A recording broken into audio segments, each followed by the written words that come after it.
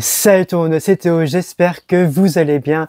Et oui, je sais que je n'ai plus sorti de vidéo pendant des mois pour la simple et bonne raison, c'est que j'avais la flemme. Et que aussi, je travaille actuellement sur un gros projet et j'espère que vous le verrez très bientôt. Et aussi, faites pas gaffe à ma griffure sur le front. Voilà, je me suis griffé en dormant en pleine nuit. Voilà, ça arrive. Voilà, mais enfin bref. Et donc aujourd'hui, je vais vous parler de Longlegs, un film que j'attendais depuis un long moment et je l'ai vu.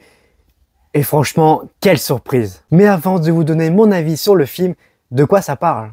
À la poursuite d'un tueur en série, un agent du FBI découvre une série d'indices occultes qu'elle doit résoudre pour mettre fin à sa terrifiante folie meurtrière. Alors de base, il faut savoir que j'aime beaucoup les films à la poursuite d'un tueur en série. Voilà, j'aime beaucoup Le Silence des Agneaux, j'aime beaucoup Seven.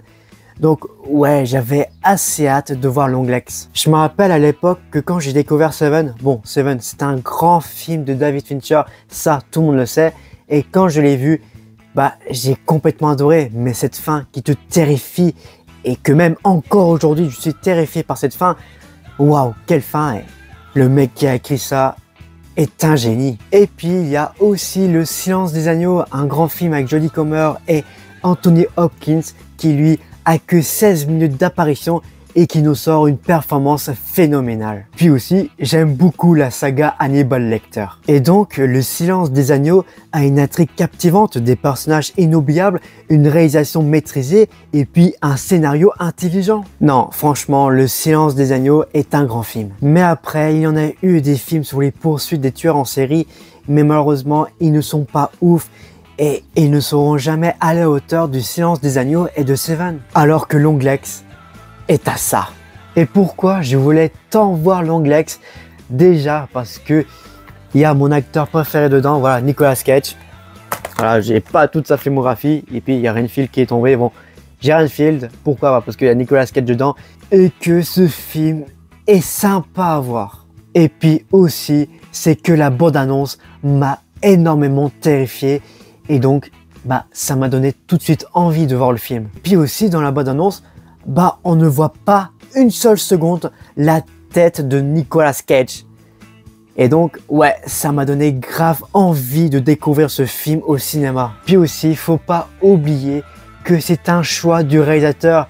Et je pense que c'était très cool de sa part de faire ça. Parce que le suspense est là. Et il va continuer jusqu'à quand on voit Nicolas Cage dans le film. Et donc ce film est un tourbillon d'angoisse de ce que j'ai pu voir cette année pour l'instant. On verra ce que va faire Terrifier 3 en fin d'année.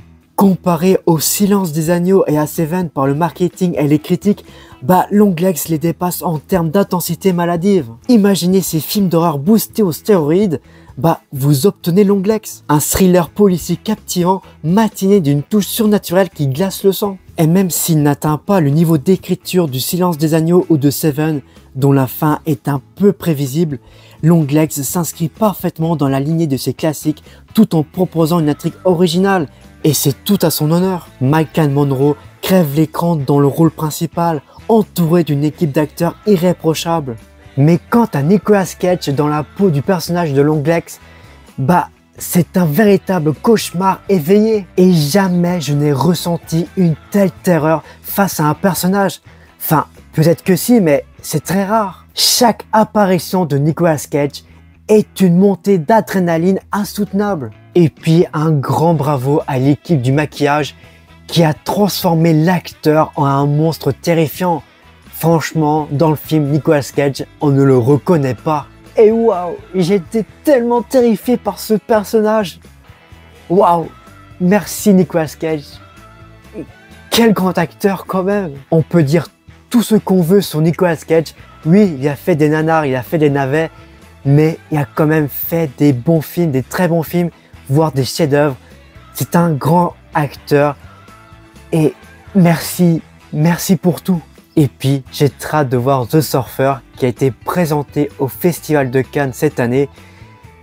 J'ai super hâte de voir ce film. Oz Perkins, le réalisateur, signe une mise en scène impeccable, sublimée par une bande son angoissante. Et si les jumpscares parsèment le film, c'est bien l'exploration des aspects psychologiques de l'histoire et des personnages qui confèrent à Longlegs sa véritable horreur. Amateurs de sensations fortes, Longlegs est pour vous. Mais attention, ce film n'est pas pour les âmes sensibles. Donc en conclusion, j'ai beaucoup aimé ce film qui rentre parfaitement dans mon top 10, mais qui va pas y rester longtemps parce qu'il y a encore des films qui vont sortir en cette fin d'année, enfin pour la moitié de l'année qui reste, et j'ai super hâte. Voilà, le film dure 1h40, on les voit pas passer, et quand Nicolas Cage apparaît dans le film, bah on a la frousse. Et puis, petit coup de gueule, il y avait 3 idiots qui faisaient un peu les fous dans la salle, donc ça a un peu tué ma séance. Allez vous faire voir. Et même qu'on était 6 quand même. On n'était pas beaucoup, respectez un peu les gens. Voilà, j'ai très hâte de revoir Longlegs juste pour la performance phénoménale de Nicolas Cage. Et j'ai déjà précommandé le Blu-ray. Ouais, j'ai fait vite. Et puis je sais qu'aux États-Unis, le film plaît à tout le monde. Alors que chez nous, en France, pas trop, c'est pas la même ambiance. Ce qui est assez bluffant, faut le reconnaître. Voilà, c'est déjà la fin de la vidéo, j'espère qu'elle vous aura plu. Suivez-moi sur mes réseaux sociaux, Instagram, TikTok et Twitter, Letterboxd et Threads. Les liens sont dans la description. Sur ce, je vous dis à la prochaine, comportez-vous bien et c'était Théo. Salut!